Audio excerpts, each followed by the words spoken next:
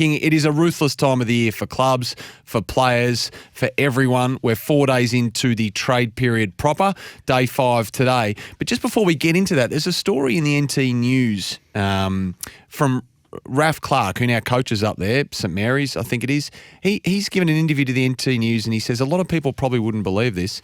For somebody to give 9 years of everything you've got to be delisted by text message, that's probably the icing on the cake, which made me hate St Kilda for so long. I'm only just starting to get my passion back for the Saints. So that is, I was just reading that during the break. What? Delisted by text, he said, Raf Clark. So it is a brutal time of the year for everyone. And Josh Dunkley 2 years ago went through the anxiety of requesting a trade to Essendon. It's a big thing for a player to put his head above water and try to force a trade through when you contracted. It didn't work out. He had to come back. And now I wonder if he's sitting there, albeit with a few days of trade period to go, and thinking, oh, crap, not again. It can't happen again. And he's out of contract now. But if he doesn't get his way and he goes to the preseason draft, that would be... So you tell us. This is your field. This is your area of expertise. Someone has to blink. How does it go? What happens? Someone has to blink. Well, tell me who. I want you to forecast for me. The way it sat yesterday was that Brisbane, they're dealing and discussions have been ongoing, obviously, and Brisbane ended up saying to the Western Bulldogs that we'll give you our pick 15 and we'll give you a future first-round pick, and the Dogs were like, well, they weren't thrilled with that. They look at the Taranto thing, 12 and 19. That's where they view Dunkley, if not a little bit better, given what he's achieved in his career, best and fairest winner, etc. Loved player. They weren't thrilled with that, but they were staggered when Brisbane came back and said, we also want your 2 second-rounders and a future third, because we need the points for our kids. And the Dogs are like, well, we'll never do that. What makes you think we'll do that? And the Lions said, well, if you don't, we're going to trade 15 out. So the Lions traded 15 out. Oh, they called their bluff on 15. They did it. So now I just wonder, now we're back to the drawing board again, and that's what's led to the Western Bulldogs having a couple of meetings at the Winton Oval and realising, well, what are we going to do? Let's run this out. What happens if we can't get a deal done? Are we prepared to lose him for nothing? And they've resolved in their minds there that should it get to that, then it's a possibility that they're open to it. I know people scoff at that. That's an easy thing to say and a harder thing to follow through. And history, as we said before, isn't exactly littered with examples of this. But they've said that if it gets to it, then that's something they're prepared to do. So I just wonder now, could the ultimatums keep coming from Brisbane? Could Brisbane say, right, well, now our next best pick is, what is it? It's 21. Now are they going to go to the Dogs and say, he's 21 and our future first? And if you don't like that, then we'll trade 21. And then it'll be something else in the future. Yeah. If you don't like that, we'll trade that. Because the Dogs don't have the player in contract. So it's such a tricky situation for the Dogs, who are faced with the prospect of wanting to get something. And then Brisbane, who are facing the prospect of potentially the far lesser likelihood of losing him through, because he won't get to them if he goes in the pre-season draft. So would the Dogs fans want their club to be strong and stand their ground and potentially lose him for nothing? Good question. Or would they say, no, let's make sure we get that future first, hope Brisbane have a stinker year, hope it comes up the charts a little bit, and take pick 21 this year? Good question. Dogs fans, do you want a little bit of something, even if it isn't the ideal? They've only got what they've got, Brisbane, or are you thinking, nah, bugger this, we take a stand on principle and we let him go for nothing? I like the take a stand option. I do. I think that... You're derelict in your duty if you're not getting anything. Yeah, but it's not just talent always that wins your flags. There's more to it that goes into building a full football club and a united front. Yeah, I think there can be greater gains. People, the Corn clearly is ripping me apart on South Australian radio last night because I've said the same with Horne-Francis. Like, you just don't take any deal that's in front of you. If it's not enough, it's not enough. So you force him to come back and play another year and see what deals are there next year. And if the deals are poor next year or they fall away a little bit or he has another poor season, Jason, well, so be it. But I think at some stage your football club has to say, this is what we're doing, this is what we're about. And it may cost you 1 draft pick or 2 draft picks over a 2 or 3 year window. So be it. David Noble, former coach of North Melbourne, but worked exactly in this space for a long period of time. Now, he said, as you're about to hear Kingy on Trade Radio yesterday, that if you're a club that makes a commitment to a player, i.e. Brisbane, then you are obligated to get that deal done.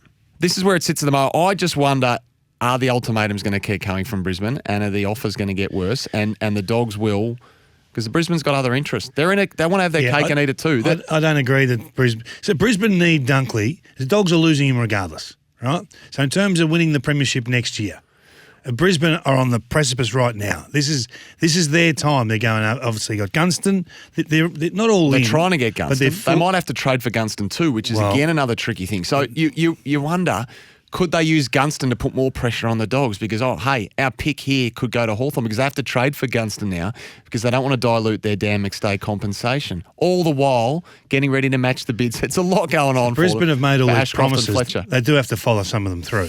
The other thing is the Dogs have said we're open to the possibility, as they would be, of Josh coming back. Hey, we'll take him back. Yeah, exactly. We'll take Josh Dunkley back. This is my point. We'd love to have him back.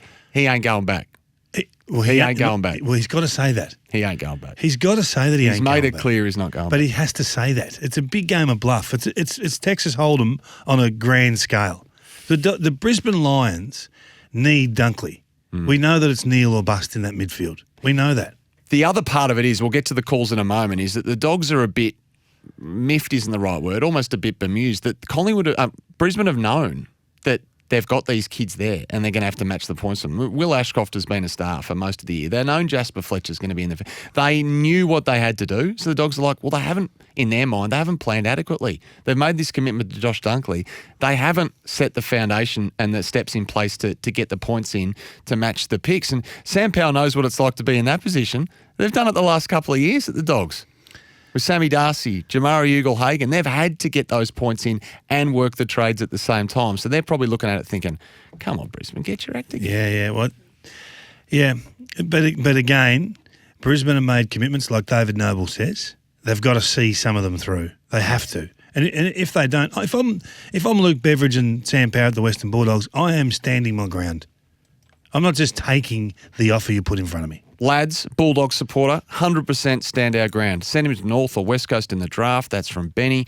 Dogs having a sook, says Mick. Hand him over. Lions could use pick 21 in the main draft and use this to pick up Dunkley in the draft. Lions would use main draft rather than pre-season draft to get Dunkley like Pies did for Luke Ball. That's Chris down in Torquay. So can I ask you a lateral question? So the Jason Horne-Francis discussion, he's pick one last year. He's the boom kid, pick one, rah. Had a troubled year at a club that had a troubled year. So it was a bad mix. If it were just pick two, would you do the deal this year? If it were just pick two? Yeah. You would? Yeah. From a North Melbourne point of view? Maybe, would you get it's very rare that you get a deal that simple now. There'd probably be a swap in the back end. Would you swap a third for a second or something like that? But the pillar of the deal, I'd be happy. You would take that? I would take that. Pick two. Okay. What would you say? I just don't think it's enough because if you've had to pick one. And he's had a year of development. And he's had a year of development. Maybe not. And you've got to prize him out of contract as well. That's true. That is very true. Kingy, Matty Randell said yesterday that Geelong have only offered pick 38 for Ollie Henry at Collingwood, and Matty Randell is spot on. That is all the offer is at the moment for 38. A former first-round draft pick who has a couple of years' development behind him, who, yes, has put in the trade request to Geelong, but Geelong are trying to get, obviously, Tanner Bruin in, Ollie Henry in, and Jack Bowes has made the commitment, that 4-year deal with pick 7, but the Cats want to protect the pointy end of the draft. So they are trying to win every game to love at the moment, which is an interesting part in itself. Collingwood offered 3-year deal for Ollie Henry. He didn't necessarily like it going back a few months. Then he was lured by Geelong, and then they said, we'll give you 1 year if you are homesick, quote unquote. We'll give you a 1-year deal. He hasn't wanted to sign that, so he's keen on getting to Geelong. But at the moment, that deal is a long way from coming to fruition. Yeah, well, what's a reasonable number? What's a reasonable draft pick number? I reckon a late first rounder is so somewhere around 20, 15 to 20? Yeah, which they don't have at the moment, but they've got some flexibility given they've got, they're going to get 7 in the door. They're going to have 18 there as well. They've got some flexibility to move some picks around, but I reckon somewhere around the 20 mark would be about right. Give me your thoughts again. Who wins this one? Who wins this little arm wrestle? I reckon this one is in danger. I reckon this one just falling over. Yeah, at the moment. But history says the deals go through 99 times out of 100, don't they? The clubs find a way. It would seem only fitting that we just follow on here as part of the agenda your idea for equalisation, Kingy, which is. I know you don't like it. No, actually, for those who missed it, basically to summarise, it is that the clubs who draft the player, those drafted players at their original and first clubs are paid a portion of their allowance, salary, outside the cap. Mm-hmm. And then if a rival club wants to poach them, they have to absorb full tote under the cap. Yeah, so it just makes it more difficult for the rich to get richer. So if you want to stack talent, say a Geelong win 3 flags in a row and then go and get Jeremy Cameron, it just makes it harder, puts a greater squeeze on those clubs. So it's a little bit similar to the point system now at local leagues. It's basically encouraging clubs to draft well, promote, develop, keep their own, and reap the benefits of that. There's a text here. The NBA has a salary model where players recruited to a club are able to be offered more when coming out of contract at that club than any other club trying to poach them. That's basically where it's going, yeah. Similar model. But we don't want to stifle player movement. I like player movement. Yeah, I know you do, because it gives you trade radio and it gives you all that sort of stuff. I like the fact that you got one club players and you can reward those guys. They don't have to leave to get the greater deals. They still exist. The one club players still exist. Okay. Player movement's a good thing, isn't it? Yeah, but not all the time. I don't want it all the time. That's why we have a little window that we operated in. We had a deathly quiet trade period last year. And did it break your heart? Yes, it did. For 2 weeks. It did break my heart, For to be 2 honest. weeks. Sammy, any comments on Tarryn Thomas? Talked yesterday about how he's looking forward to playing under Clarko. Didn't you say he wanted a trade? That's from Kane in Brunswick. No, Kane. I simply said he was considering putting in a trade request, which he was in the end. Sounds like he's decided to stay. Is that another story you did about the Kangaroos? Well, it's true. Oh, that's the 15th for the year. Kane.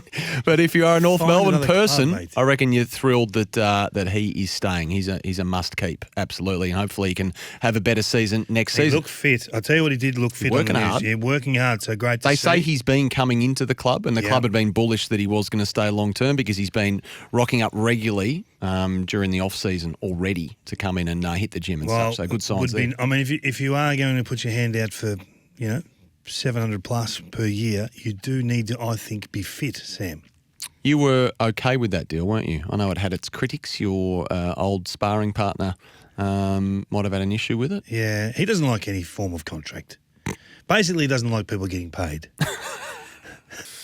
My agenda item is Chris Fagan and Alastair Clarkson. When is the right time for them to come back? When should they come back? When can they come back? They're both taken leaves of absence, of course. But now that the AFL has, I suppose, formally put in place, its terms of reference for an investigation into those historical allegations at Hawthorn from First Nations players and their families, the 4-person panel has been appointed and will get to work, and they'll table that report and the recommendations by the end of December this year. When do they come back? So Chris Fagan, there's some noises that he will return to the Gabba before the start of pre-season.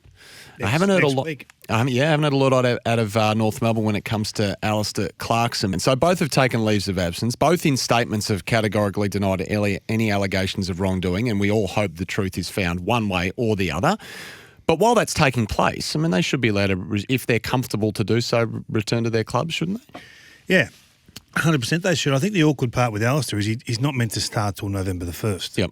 So that's probably he's under contract at Hawthorn, I think, as we speak. So that's a little bit awkward, but I would assume that Sonia Hood would be trying to bring that date forward, and just get him into the place and get some decisions made. Clearly he's been working off-site. But you need him. You need to be seen in the premises. You need to get in there and work out the structure of the organisation, who reports to who, set up your assistant coaches, get your model right, and then if things don't work out for those guys personally, and they've proven to have done the wrong thing, well then we'll worry about that then.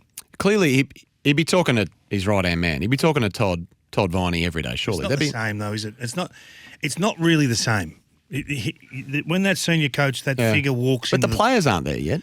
They're milling around. They are there day to day doing their bits and pieces. So they have a big impact on the premises. There's no doubt about that. The aura just the aura of Alastair Clarkson walking through the place for the staff's huge. Yep. Friday agenda is for Charlie Battisti and co. You've got one on Bathurst.